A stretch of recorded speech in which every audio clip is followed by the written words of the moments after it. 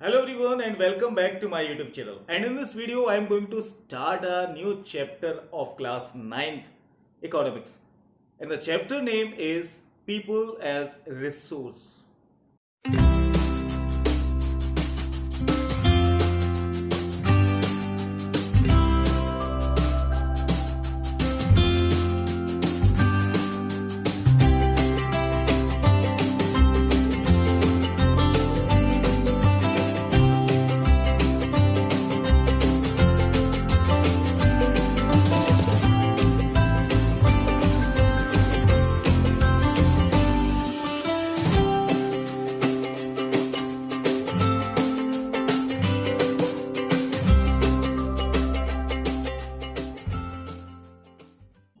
People as resource, ये जो topic है इसका इंट्रोडक्शन काफी बड़ा है, लेकिन समझने के लिए इसमें ज्यादा बातें नहीं है।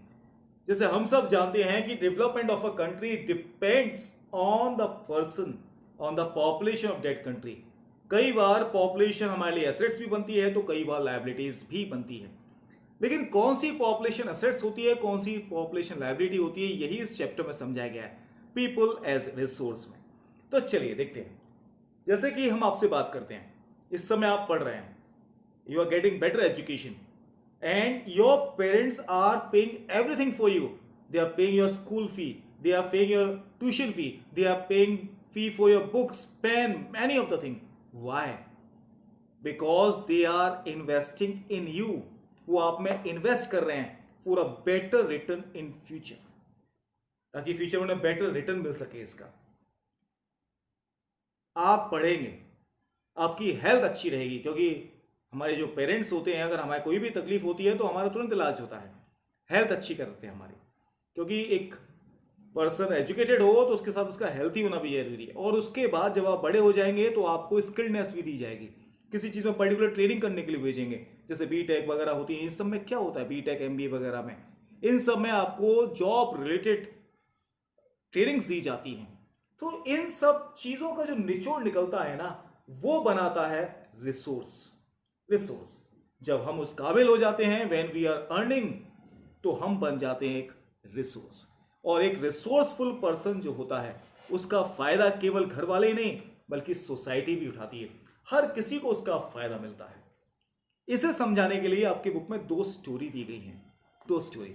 सबसे पहले स्टोरी की हम बात करते हैं। ये स्टोरी है दो दोस्तों की जो एक ही गांव में रहते थे, एक ही गांव में।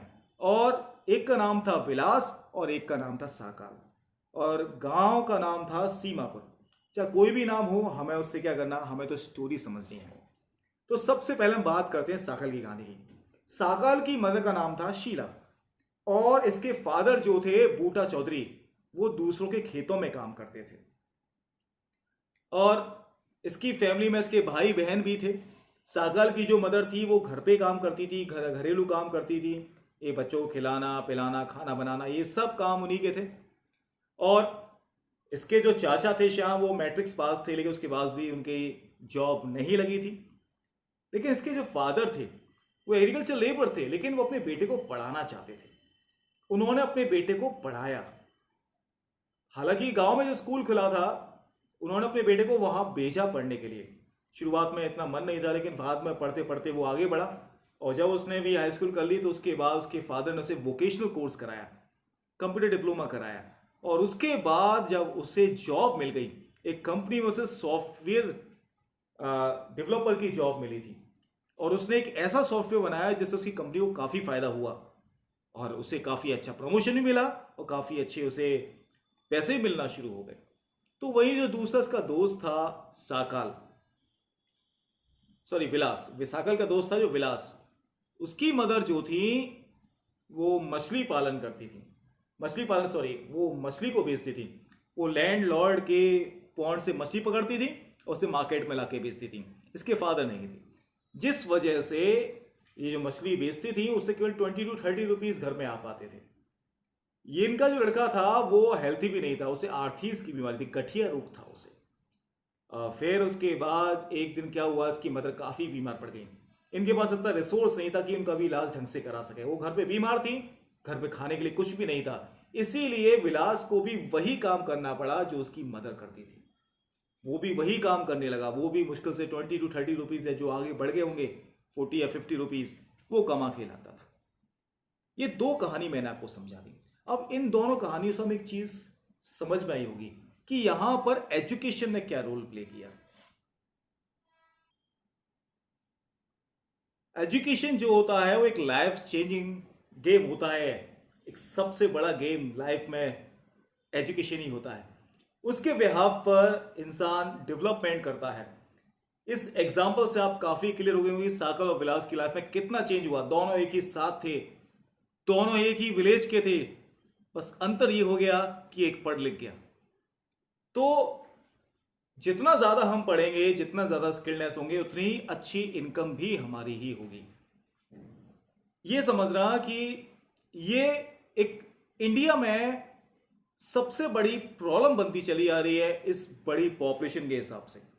हमारे देश में बहुत सारी पॉपुलेशन ऐसी है जो पढ़ नहीं पाती है, जिसे एक अच्छी एजुकेशन नहीं मिल पाती है। लेकिन याद रखना कि एक एजुकेटेड पेरेंट्स जो होते हैं ना, वो बहुत अच्छा इन्वेस्ट करते हैं अपने बच्चे की एजुकेशन में। एक एजुकेट पेरेंट्स एक अपने बच्चे की एबिलिटीज को समझते हैं, उस हिसाब से उसे वही काम देते हैं जो वो कर सकता है, जिससे वो एक अच्छा प्रोफेशनल बन सकता है। इसे कहते हैं हम एक वर्चुअस साइकिल। एक होती है विशियस साइकिल। इस विशियस साइकिल में मालूम है क्या होता है, जिसमें पेरेंट्स भी ज्यादा एजुकेटेड नहीं होते हैं। कम एजुकेटेड पेरेंट्स का मतलब बच्चों को भी एजुकेशन कम मिलती है, तो ये डिसएडवांटेज बढ़ता चला जाता है। इसे कहते हैं हम विशियस साइकिल। Vicious cycle. इसके बाद जापान की बात करते हैं। देखो, जापान एक ऐसा देश है जहां पे उसके अपने पास खुद के रिसोर्स नहीं है। वहां पे आए दिन भूकंप आते रहते हैं, बाढ़ आती है, सुनामी आती रहती है, लेकिन still it is a developed country. Why? Because the Japanese invest in humans. वो ह्यूमन कैपिटल बना रहे हैं वहां पर, वो इन्वेस्टमेंट कर रहे हैं, और आज वही कैपिटल वही नई नई टेक्नोलॉजी बना रही है और दुनिया भर में फेमस है आज वो जापान। तो ये था इसमें। अब इसके बाद हमारा जो नेक्स्ट टॉपिक है वो है इकोनॉमिक एक्टिविटीज। देखो, इकोनॉमिक एक्टिविटीज 3 टाइप्स की होती है, primary, secondary and tertiary. Basically economic activities वो एक्टिविटी होती है जिसका मेन मोटो होता है कमाना, पैसे कमाना। प्राइमरी सेक्टर्स की बात करते हैं। प्राइमरी सेक्टर्स वो सेक्टर्स होते हैं जिसमें नेचुरल चीजों का ही यूज करते हैं जो नेचर से हमें मिली है, और जो प्रोडक्ट बन के आता है वो भी एक नेचुरल होता है। जैसे एग्रीकल्चर, सब चीज नेचुरल डाला और जो प्रोडक्ट निकल गया है वो भी एक नेचुरल ही होगा। माइनिंग है, क्वेरिंग है, एनिमल हस्बेंड्री है, पोल्ट्री फार्मिंग है, ये सब नेचुरल चीजें ही हैं। इसे जो आता है वो भी नेचुरल है। इसके बाद आता है सेकेंडरी सेक्टर। सेकेंडरी सेक्टर वो सेक्टर होता है जिसमें हम नेचुरल चीजों को यूज करके एक नया प्रोडक्ट बनाते हैं बाय वे ऑफ मैन्युफैक्चरिंग, तो वो कहलाता है आपका सेकेंडरी सेक्टर। इसमें मैन्युफैक्चरिंग होती है सारी चीजें, इसमें पुराने प्रोडक्ट को चेंज करके एक नया प्रोडक्ट बना दिया जाता है। इसके बाद जो हमारा नेक्स्ट आता है इसमें, वो है आपका टर्शियरी सेक्टर। टर्शियरी सेक्टर वो सेक्टर होता है जिसमें केवल और केवल सर्विस दी जाती है, जिसमें कोई प्रोडक्शन नहीं होता है। जैसे ट्रांसपोर्ट है, बैंकिंग है, इंश्योरेंस है, वेयर हाउस है, टीचर्स है, साथ के साथ बिजनेसमैन है, सॉरी लॉयर्स है, इंजीनियर्स है। ये सब क्या कर रहे हैं? ये सब सर्विस देते हैं and they are charging for that service. एक काम वो होता है जो इंसान पैसे के लिए करता है, इकोनॉमिक एक्टिविटी। एक काम वो होता है जो सेल्फ सेटिस्फेक्शन के लिए करता है, नॉन इकोनॉमिक एक्टिविटी। तो मार्केट एक्टिविटीज जो होती है बेसिकली वो इकोनॉमिकल होती है, वो ज्यादा पैसे कमाने के लिए ही ज्यादा की जाती है। तो ये था, मेरे हिसाब से आपको इतना टॉपिक बिल्कुल क्लियर हुआ होगा कि क्या इकोनॉमिक एक्टिविटीज होती हैं और क्या प्राइमरी, सेकेंडरी और टर्शियरी होती है।